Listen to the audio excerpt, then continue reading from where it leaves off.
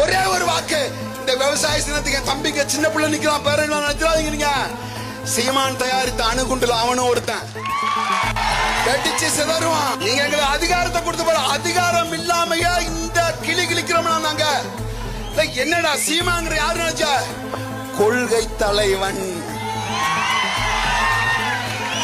தலைவன்டா, தலைவனுக்கும் தருதலுக்கும் வேறுபாடு இருக்கு.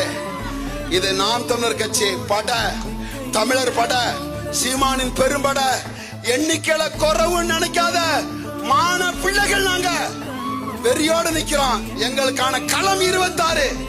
அண்ணன் சீமானை கைப்பிடித்து நடங்கள்.